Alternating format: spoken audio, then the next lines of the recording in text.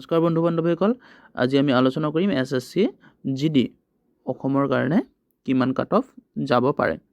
ঠিক আছে, চ' এইটো এটা এপ্ৰক্স ভেলু হয়। ইয়াত কোনো মই যে এইটো নহয় যে 100% হ'ব, এইটো কাট অফ হ'ব এইটো নহয়, যে এটা মই অনুমান কৰিম। ঠিক আছে, চ' আমি প্ৰথমতে জানিব লাগিব 2021 চনত আমাৰ কিমান কাট অফ কৈছিলে আৰু 2022 চনত কিমান যাব পাৰে। চাওক, এছএছচি 2021 আমাৰ ভেকেঞ্চি কিমান আছিলে অসমৰ বাবে 1249। ঠিক আছে, আৰু আমাৰ 2022 চনতনো কিমান ভেকেঞ্চি আছে অসমত? আমাৰ 2022 চনত আছে 2394। এইটো আমাৰ অসমৰ বৰ্তমান, আৰু বাঢ়িব পাৰে। ঠিক আছে, কিন্তু ইয়াতকৈ নকমে। আহক আমি জানি লওঁ যে 2021 চনত কিমানখিনি আমাৰ ভেকেঞ্চি মাতিছিলে। আমাৰ 2021 ভেকেঞ্চি আছিলে 1249। ইয়াৰে আপোনাৰ কিমান 12 গুণ মাতিছিলে। ঠিক আছে, ইয়াৰে আপোনাৰ 12 গুণ মাতিছিলে।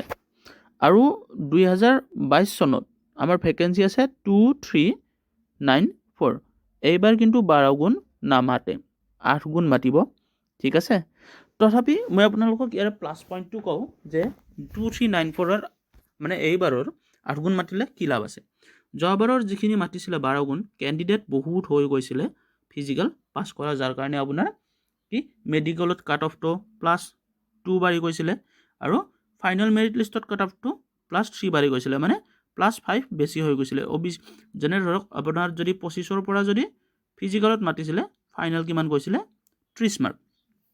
এইবাৰ চ' কি যদি 8 গুণ মাতিছে, তাৰমানে কি ফিজিকেল দিয়া ল'ৰাও অকণমান যোৱাবাৰতকৈ কম হ'ব।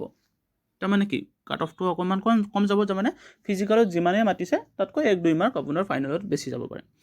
তো এতিয়া ভাবক আপুনি যে ভেকেঞ্চি কিমান আছিলে 1249 2021, এইবাৰ আছে 2394, মানে প্ৰায় 2 গুণ বেছি। ঠিক আছে, কাট অফ কিমান কৈছিলে? OBCৰ কৈছিলে 25, OBCৰ কৈছিলে যোৱাবাৰ 25, জেনেৰেল কৈছিলে কিমান 30। এইটো ফিজিকেলৰ কৈ আছোঁ মই, 28 আছিলে জেনেৰেল। ইয়াৰে ফাইনেল গৈ 25ৰ পৰা কিমান হৈছিলে আপোনাৰ 30ৰ পৰা আপোনাৰ চাকৰি পাইছিলে, আৰু 28ৰ পাইছিলে 32 বা 33ৰ পৰা আপোনাৰ চাকৰি হৈছিলে। এইবাৰ আপোনাৰ যিহেতুকে ভেকেঞ্চিও বহুত বেছি, আৰু কেণ্ডিডেট আপোনালোকে জানে কি নাজানে, কেণ্ডিডেট যোৱাবাৰতকৈ আপোনাৰ বহু গুণেই কম হৈছে। মোটামুটি যোৱাবাৰতকৈ আপোনাৰ এইবাৰ 13 লাখ কেণ্ডিডেট কমকৈ এপ্লাই কৰিছে। এইটো অল ইণ্ডিয়া ভিত্তিত হয়, অল আছামৰ কোৱা নাই মই, অল ইণ্ডিয়াত 13 লাখ ল'ৰা কম হৈছিলে। চ' এইবাৰ তাৰমানে কি এপ্লিকেণ্টো কম আৰু আপোনাৰ পষ্টটো বেছি। চ' অবভিয়াছলি এইবাৰ 2 মাৰ্ককৈ আছে এটা কুৱেশ্যনত, যোৱাবাৰ আছিলে 1 মাৰ্ককৈ, আৰু মাইনাছ আছিলে 0.25, এইবাৰ মাইনাছ আছে 0.5। তাৰমানে কি মাইনাছো আপোনাৰ বহুত বেছি হ'ব। যোৱাবাৰ 4টা কুৱেশ্যনত 1 মাৰ্ক গৈছিলে, এইবাৰ 2টা কুৱেশ্যনত 1 মাৰ্ক গৈছে। তাৰমানে মাইনাছটো এইবাৰ বহুত বেছি, যোৱাবাৰতকৈ এইবাৰ বেছি। তাৰমানে কি অবভিয়াছলি কাট অফটো কম যাব পাৰে। তো মই যদি কওঁ যে এইবাৰ কাট অফ কিমান যাব পাৰে, তেতিয়াহ'লে আহক আমি আগবাঢ়ি যাওঁ। জেনেৰেল যদি আপোনাৰ মাইনাছ গৈ পেলাই যদি আপোনাৰ 27 বা 29 ইমান মানৰ ভিতৰত যদি আপোনাৰ মিনিমাম হৈছে, মই কোৱা নাই যে 27 আপোনাৰ হৈছে কিন্তু মাইনাছখিনি কৰিব পাহৰিছে আপুনি, এইটো নহয়। মাইনাছ কৰি পেলাই যদি আপোনাৰ 27 বা 29ৰ ভিতৰত কুৱেশ্যন হৈছে, ঠিক আছে, মানে 54ৰ পৰা যদি 58 মাৰ্ক আছে জেনেৰেল কেণ্ডিডেটৰ, তেতিয়াহ'লে আপোনাক মাতাৰ বহুতখিনি চান্স আছে ফিজিকেলৰ কাৰণে। এইটো ফিজিকেলৰ কাৰণে ইয়াৰ পৰা 3টা বা 4টা কুৱেশ্যন আপুনি কি কৰক প্লাছ কৰি দিয়ক, এইটো আপোনাৰ ফাইনেলৰ কাৰণে, ফাইনেল মেৰিট লিষ্টৰ কাৰণে হ'ব পাৰে। ঠিক আছে, এইটো আপোনাৰ জেনেৰেল হৈ গ'ল। চ' OBC কিমান হ'ব পাৰে, আহক আমি আগবাঢ়োঁ। চ' তো OBCৰ কাৰণে এবাৰ 2022 চনৰ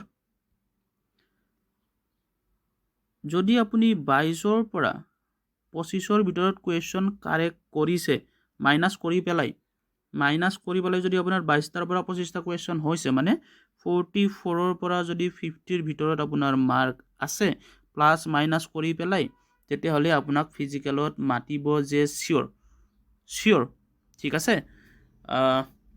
মই এইটো কোৱা নাই যে এইটোত আপোনাৰ চাকৰি হ'ব ইয়াতকৈ আপোনাৰ 2 বা 3টা কুৱেশ্যন আপোনাৰ ফিজিকেলৰ পিছত মেৰিট লিষ্টত বাঢ়ি যাব মাৰ্কটো তাৰমানে আপোনাৰ 40 মই এইটো ক'ব পাৰোঁ যে 50 যদি আপোনাৰ 50ৰ পৰা 52 কুৱেশ্যন যদি আপোনাৰ 50ৰ পৰা 52 মাৰ্ক যদি আপোনাৰ আছে মাৰ্ক আছে কুৱেশ্যন কোৱা নাই মাৰ্ক যদি আছে 50ৰ পৰা 52 আপোনাৰ OBC যদি হয় তেতিয়াহ'লে আপোনাৰ 100% চিয়'ৰ আপোনাৰ চাকৰি হ'ব ঠিক আছে মই এইখিনিও কৈছোঁ বেছি দীঘল নকৰোঁ আপোনালোকে ফিজিকেল প্ৰেক্টিছ কৰক এইখিনি মাৰ্কৰ ভিতৰত যদি আছে আপোনালোকে ফিজিকেল প্ৰেক্টিছ কৰক এইটো নাভাবিব যে আমি যেতিয়া আমাৰ নৰ্মেলাইজেশ্যন হ'ব এইটো এটা ফেক্টৰ নৰ্মেলাইজেশ্যন চ' নৰ্মেলাইজেশ্যন হোৱাক ৰখি নাথাকিব এতিয়াৰ পৰা প্ৰেক্টিছ কৰক কাৰণ আপোনালোকৰ এইবাৰ চাব 2 মাৰ্ককৈ আছে এটা কুৱেশ্যনত তাৰমানে কি এটা কুৱেশ্যনো যদি আপোনাৰ বাঢ়ি যায় নৰ্মেলাইজেশ্যনত আপুনি 2 মাৰ্ক পাব 2টা কুৱেশ্যন বাঢ়িলে 4 মাৰ্ক পাব 3টা বাঢ়িলে 6 মাৰ্ক পাব চ' 6 মাৰ্ক যদি আপোনাৰ বাঢ়ে ভাবক যদি আপুনি এতিয়া 50 পাই আছে